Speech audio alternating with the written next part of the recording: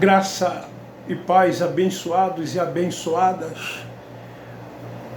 Hoje, quarta-feira, 31 de março de 2020, já no findar da tarde.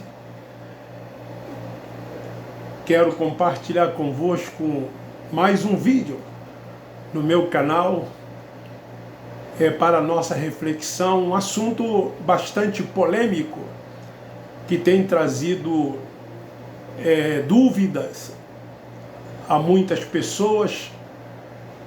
Muitas pessoas tentam se libertar, se livrar dessa imposição criada pelos homens dentro desse sistema religioso, nas tais denominações evangélicas, que é o dízimo. E então eu quero falar sobre o tema: a vontade de Deus jamais foi o dízimo em relação à igreja. E quero ler em Malaquias capítulo 3, versículo 6, que diz assim: Eu, o Senhor, não mudo, por isso vós, ó filhos de Jacó, não sois consumidos. Depois vocês leem o 7, o 8, que diz assim: Roubará o homem a Deus? Todavia vós me roubais e dizeis: em que te roubamos?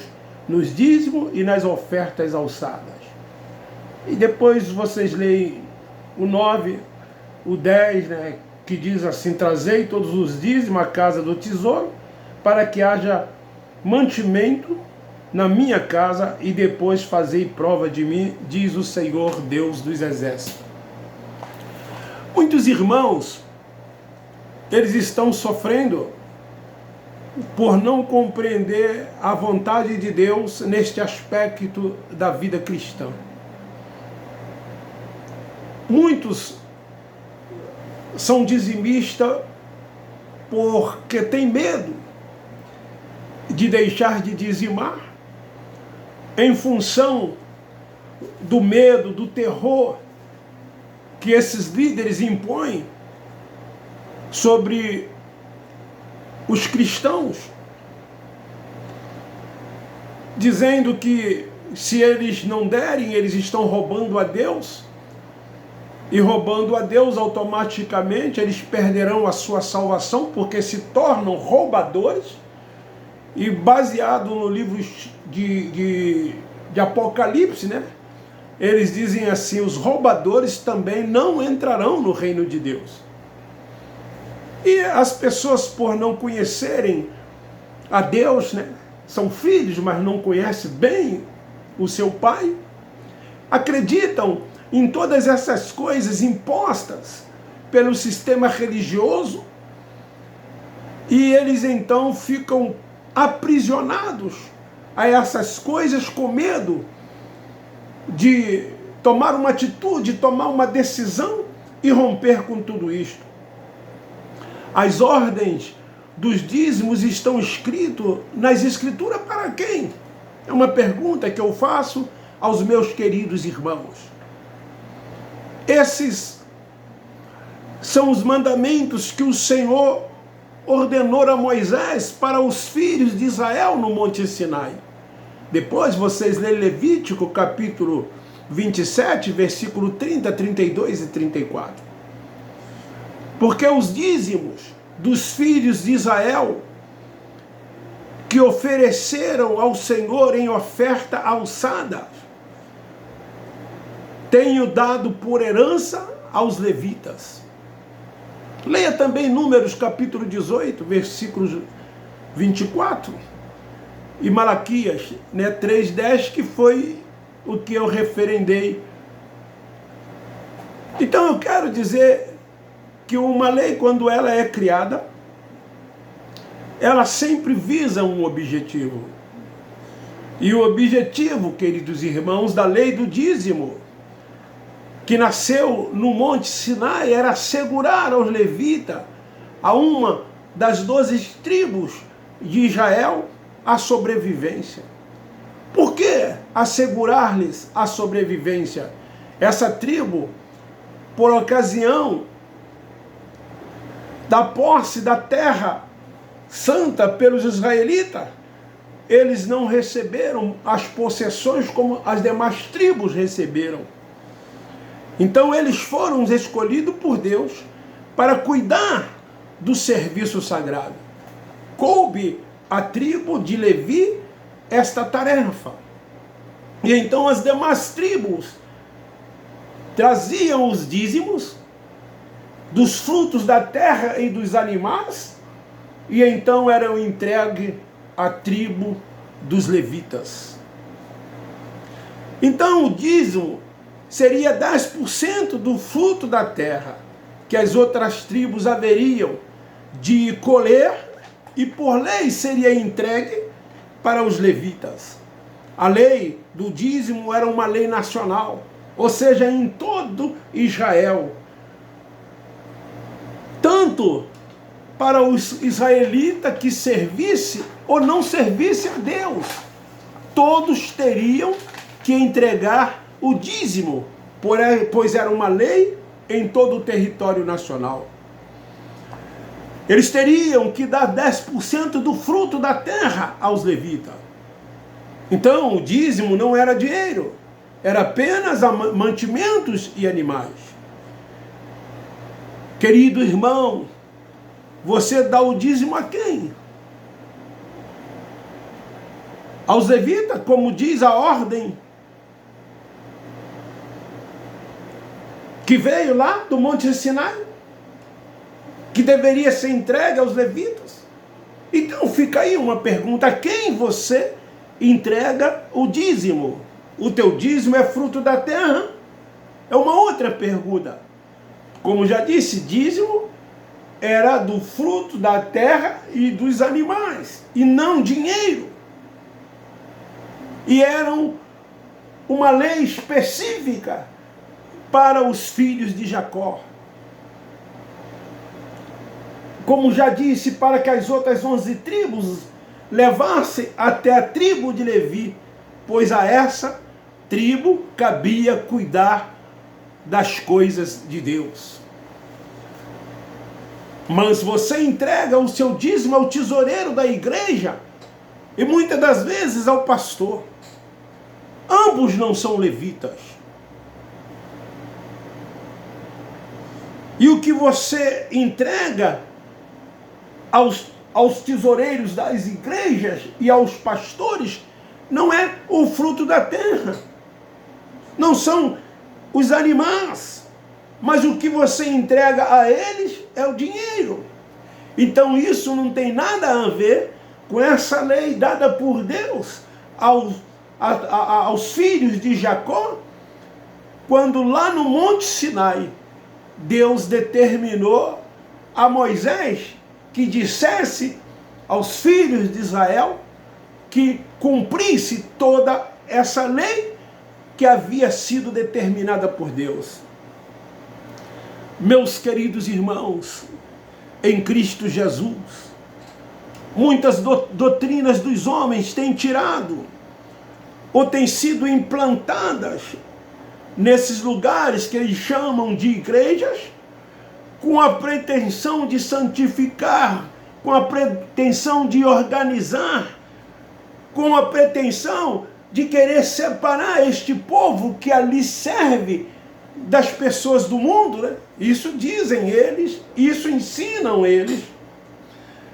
Essas pretensões até aparentemente parecem serem boas, mas eu quero te dizer que tais doutrinas e organizações não tem nada a ver com os ensinamentos trazidos pelo apóstolo Paulo, o apóstolo dos gentios, que é o Evangelho da Graça de Deus. No Evangelho da Graça de Deus você não vê essas práticas. No Evangelho da Graça de Deus você não vê esses tipos de ensinamentos.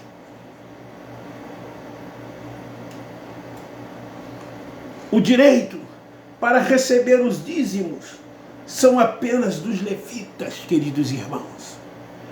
A ordem de Deus manda que o dízimo seja dos levitas. Dízimo e sacerdote, ambos andam juntos. E daí eu pergunto, Os tesoureiros são levitas, eles são sacerdotes. Os pastores são da tribo de Levi, eles são levitas, eles são sacerdotes. A ordem de Deus no passado foi sem exceção aos levitas, somente aos levitas, somente a eles. Nem no Velho Testamento, nem no Novo Testamento dá direito a mais ninguém de receber o dízimo. Portanto, isto que é feito dentro dessas instituições religiosas não tem nada a ver com o que Deus estabeleceu ao seu povo. Querido, Jesus viveu na dispensação do Velho Testamento. Então, por isso que muitas coisas que ele falou têm conotações no Velho Testamento. E não é para a igreja, não é para nós, que somos a igreja como organismo vivo, que cada um de nós somos uma unidade nesse corpo, cuja cabeça é Cristo, e Ele é o Senhor desse corpo, e Ele é o que tem o domínio e que exerce o senhorio sobre a sua igreja. Ele veio para cumprir as leis do Velho Testamento. E ele cumpriu. Porque homem algum até então havia conseguido cumprir as leis. Mas ele veio, ele se fez carne. E veio para cumprir todas as coisas.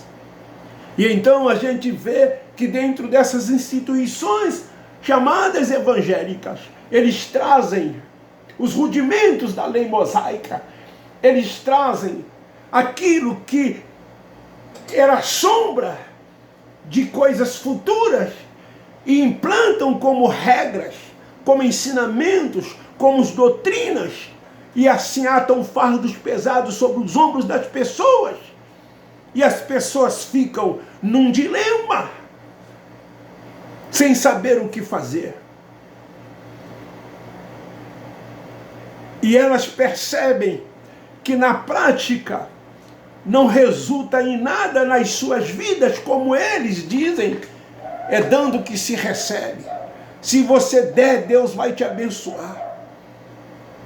Se você der, você vai prosperar. Muitos ainda não têm a sua casa própria, pagam seus aluguéis. Muitos vivem com dificuldade e não conseguem pagar as suas dívidas. Muitos são dizimistas e pegam dinheiro emprestados para que possa chegar até o final do mês. Mas o medo que lhes são impostos faz com que, ao receber, eles separem os seus 10% e entreguem nas mãos de tais tesoureiros e pastores, a fim de que nada lhes venha a acontecer. Mas a gente percebe que muitos desses não vivem uma vida feliz, uma vida com abundância, uma vida sob o controle e sob a orientação do Espírito Santo, porque estão presas a esse sistema religioso tão perverso, tão mau e tão cruel. Eu te convido, venha para o Evangelho da Graça de Deus e viva uma liberdade plena na pessoa bendita do Cristo ressuscitado, aquele que vive e reina em você para todo o sempre. Ele veio para cumprir todas as leis do Velho Testamento. Querido, até a cruz, Moisés, todas as leis e profetas, João e o Cristo Nazareno. Depois da cruz, o Cristo ressuscitado, igreja e graça. É por isso que nós estamos vivendo uma liberdade plena na graça de Deus. Não há nenhuma ordem para o cristão ser dizimista, e nem tampouco a ordem de Deus para alguém receber o dízimo. Os dizimistas pertencem por ordem de Deus aos levitas. Foi para os levitas que Deus determinou que as demais tribos entregassem o fruto da terra e os animais, 10% de tudo aquilo que eles tinham, para que essa tribo pudesse sobreviver, pois a ela foi confiada o trabalho sagrado de Deus. Queridos irmãos, é hora dos cristãos viver o verdadeiro cristianismo. É hora dos verdadeiros cristãos se libertarem das imposições de homens que têm matado a beleza do evangelho da graça de Deus. Essas coisas têm trazido preocupações a muitos crentes, a muitos cristãos. Eu sou procurado para me posicionar em relação a essas coisas. E eu tenho me posicionado, eu tenho tomado coragem, porque você sabe que você é retaliado, você é perseguido, você é criticado, você é chamado de herege, você é chamado de desviado, você é chamado de que é contra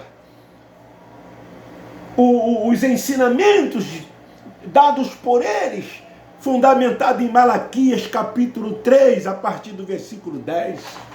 Sabe por quê? Porque eles têm os seus interesses, as suas conveniências. Eles não querem viver do suor do seu rosto, como você vive, levantando cedo, trabalhando o dia todo.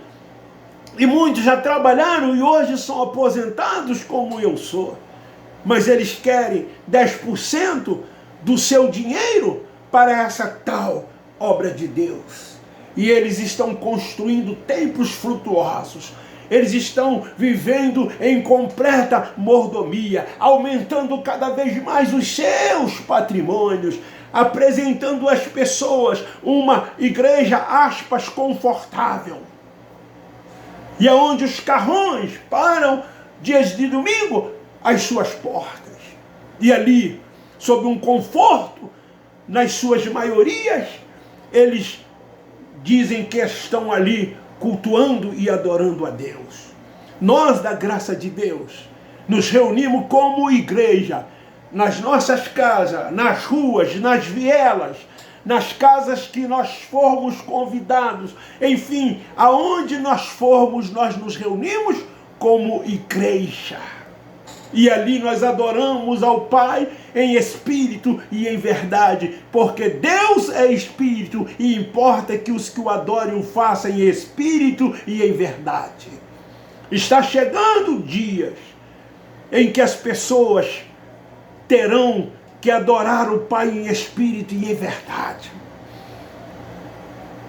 Nós não nos prendemos a quatro paredes. Nós adoramos Ele em todo o tempo. Fica aí esta palavra sobre este assunto. E eu vou dar sequência num assunto número 2, que é uma continuidade dessa mensagem que eu trouxe hoje em função do tamanho do áudio, do vídeo. Graça e paz. Um beijo no seu coração. Abba Pai, Abba Pai, Abba Pai.